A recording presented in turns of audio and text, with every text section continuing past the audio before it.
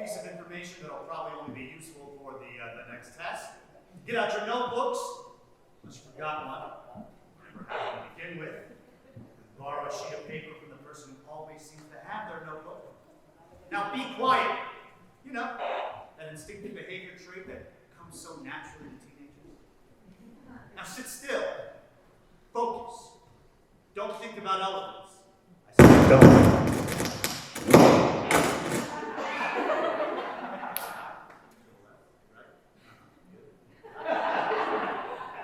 Now listen to me, the expert, tell you about whatever it is that you are learning about today. Oh, you're going to be tested on this. By how well? Hear my voice. I mean, I got good projection. I can just take this off. Yeah? Woo! Yeah. So you're going to be tested on this. Judged by how well you can conform to this system. I mean, no pressure. Your whole life's trajectory depends on it. Sound fun? Yes. Does it sound familiar? Yes. Most likely, yes. Benjamin Franklin did not say that, but I wanted to draw your attention to this quote because that last part about being involved, about understanding the whys of what you are learning, to be confronted with a challenge that matches your skill set, and to, above all, enjoy that process. Let's be honest, that is not the most common sensation in life, and definitely not in school. You ask the average high school student, why are you here? And the average response will be, because I have to be there, right? As if high school, apart from being, four of the most formative years of your life, feels almost like a sentence. I mean, show of hands, whoever has felt like school, especially high school, it feels sometimes like a prison. Anybody? Wow, yeah, a few. Yeah, I used to feel the same way. At a time when you are desperately seeking autonomy, you are more often than not met with a system designed to control you, to tell you what you learn, when you learn it, when to stand, when to sit, when to talk, when to socialize, if you can do that, all under the pretext of supposedly preparing you for your future. In a recent survey, 50% of high school students said that they almost felt a constant state of anxiety while in high school. Another 30% said they felt bored. So that's 80% of students trudging through four of the most formative years in their life. And what they should be doing is enjoying the process. So I want to talk to you today about a couple of concepts, one in particular, that I think can help some of these issues and try to create the thinkers and leaders that we want. So, this guy, who, if they ever make a film about this guy's life, they should almost certainly cast this guy. I mean, that is unbelievable. So this guy's name, and this is the part of the speech I really had to practice, this guy's name is Mihai Csikszentmihalyi. So it should come as no surprise that for this speech I'll just be calling him Mihai. So this guy, no, that's not him. There we go, yeah. So this guy, he wrote this book called Flow, The Psychology of Optimal Experience. And basically, So what this book is basically about, Mihai and fellow researchers, what they did was they investigated this idea called flow, which is basically that experience you have when you are so locked in to what it is that you are doing that you basically lose yourself into the activity and you really, really enjoy it. If you're an athlete, you might have referred to this as the zone. So that's basically what this is. So here we have Carmelo Anthony. Oh, what happened to you, Melo? But basically, a few years back, Carmelo Anthony was playing a game against the Charlotte Bobcats, and he dropped 64 points, okay, in this game, which is a huge amount of points for a young player. And after the game, when he was interviewed, he said, I don't even know what happened. Basically, I found myself in this state of the zone. Not many people get to experience this. Tonight, I was one of them. Right? The zone. Optimum experience. In flow. Show of hands, who has ever experienced anything like that before? Just show of hands. That's awesome. Quite a few. So just as a little experiment right now, just to kind of take us on a little walk, I just want you to close your eyes.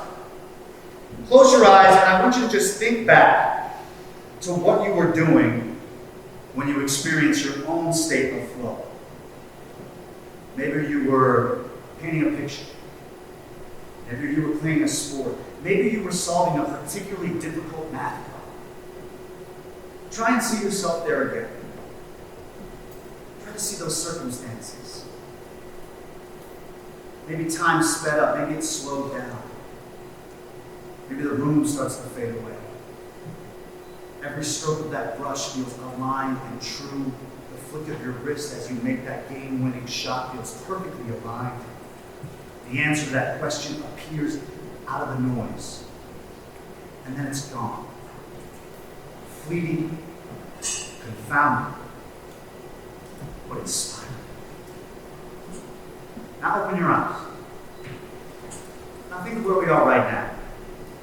But by all measurements, we are in an incredibly fortunate situation at this particular school. Right? We've got all the resources, highly trained teachers.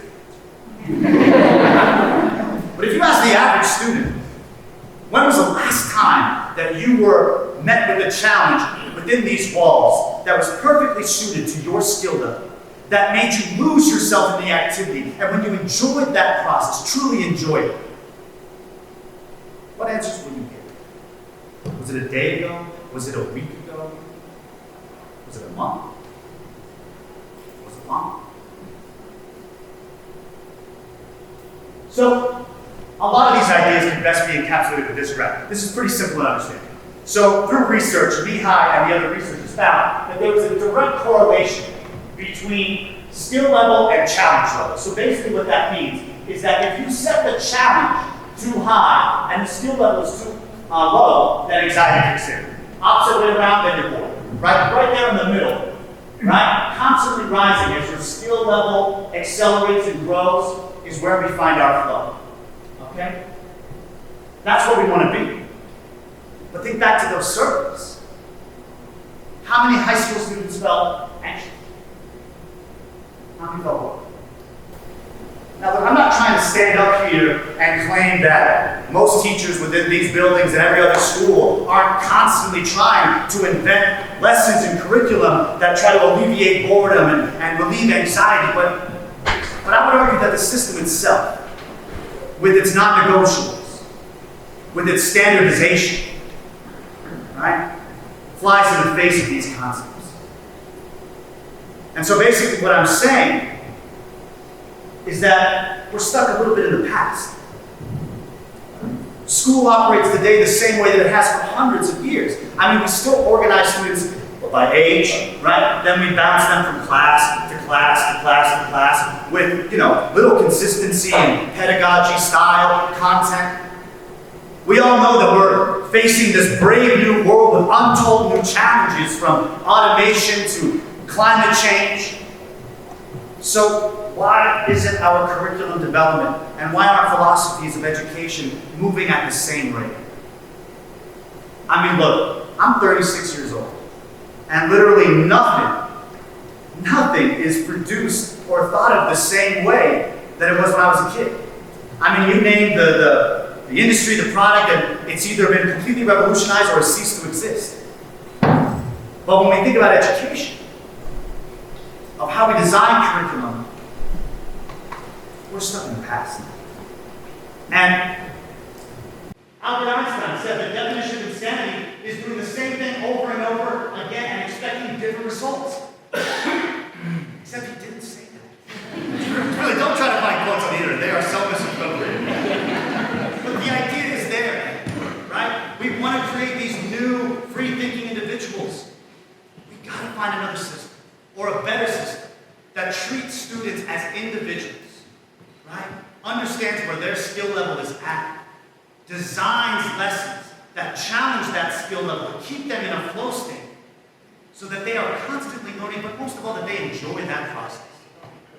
Because look, we all have our gaps, no doubt about it. But those gaps, they come in a billion different shapes. We have got to work a lot harder to understand what those shapes are, and then design ways together to fill